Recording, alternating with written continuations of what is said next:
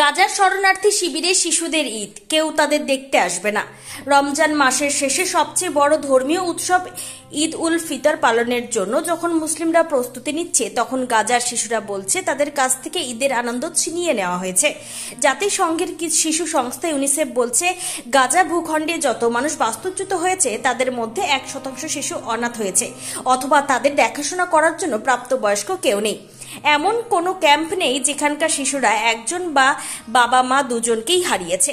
এমন অভিজ্ঞতার মধ্য দিয়ে যায়নি, যেমন লায়ন ও তার 18 মাস বয়সী বোন শিয়ার।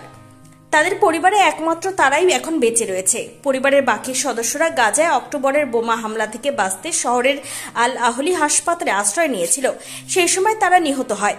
লায়ন সেই রাতে তার পরিবারের 35 সদস্যকে হারায়। তাদের মধ্যে বাবা মা ও নিজের 5 ভাই বোনও ছিল। আমাদের পরিবার হাসপাতালে পৌঁছানোর মাত্র আধা ঘন্টার মধ্যে 2টা ক্ষেপণাস্ত্র আমাদের ওপর আঘাত করে। আমি জেগে উঠে দেখলাম আমার পরিবারের সব সদস্যরা টুকরো টুকরো হয়ে গেছে। গাজা শহরের জনাকীর্ণ হাসপাতালে এই হামলায় শত শত লোক নিহত হয়। যুদ্ধে সবকিছু নিঃশেষ হয়ে যাওয়ার আগে লায়ন ঈদের আগে বাবা মার সঙ্গে নতুন জামা কিনতে যেত। তারা ঈদে বিস্কুট বানাতো, যা স্থানীয়ভাবে এটি মামল নামে পরিচিত। তারা পরিবারের সঙ্গে আনন্দ করত। কিন্তু এই বছর আর কোনো পারিবারিক জমায়েত হবে না। এই ঈদে কেউ তাদের দেখতে আসবে না। যুদ্ধের কারণে কয়েক হাজার লোক তাদের চাকরি হারিয়েছে। অর্থ স্বল্পতায় থাকলেও 24 বছর বয়সী আলী এই মুহূর্তে লায়ন ও তার বোনের দেখাশোনা করছে। সে নিজের সামর্থ্যের মধ্যে তাদের ও অন্যান্য কাজিনদের পোশাক ও খেলনা কিনে দেওয়ার সিদ্ধান্ত নিয়েছে। যুদ্ধের আগে গাজা শহরের নিকটবর্তী জৈতুনে লায়নের কাজিনরা তাদের পরিবারের অন্যান্য 43 সদস্যের সাথে একটি ভবনে থাকতেন। এখন যারা বেঁচে আছেন তারা দক্ষিণ গাজার একটি তাঁবুতে থাকেন। লায়নের মতো আর এক কাজিন 14 বছর বয়সী মাহমুদও যুদ্ধে অনাথ হয়েছে।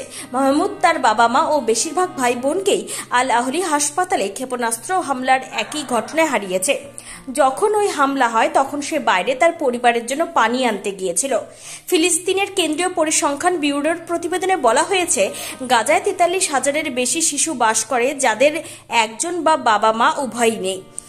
সঠিক পরিসংখ্যান বের করা কঠিন, কিন্তু ইউনিসেফ ধারণা করেছে যে গাজা ভূখণ্ডে অন্তত 17,000 শিশু সঙ্গীহীন অবস্থায় রয়েছে, অথবা যুদ্ধ চলাকালীন সময়ে বাবা মায়ের কাছ থেকে বিচ্ছিন্ন হয়ে একা হয়ে পড়েছে।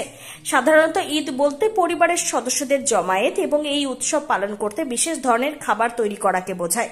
কিন্তু এই দুইটিরই অনুপস্থিতি ও চলমান যুদ্ধের কারণে শিশুদের শুধুমাত্র তাদের আগের স্মৃতি ধারণ করেই থাকতে হবে। গাজাবাসীদের টেবিলে ঈদে যেসব খাবার থাকে তার অন্যতম হচ্ছে সুমাকিয়া এবং ফাসিক, কিন্তু উৎসবের প্রধান আকর্ষণ থাকে ঈদ বিস্কুট।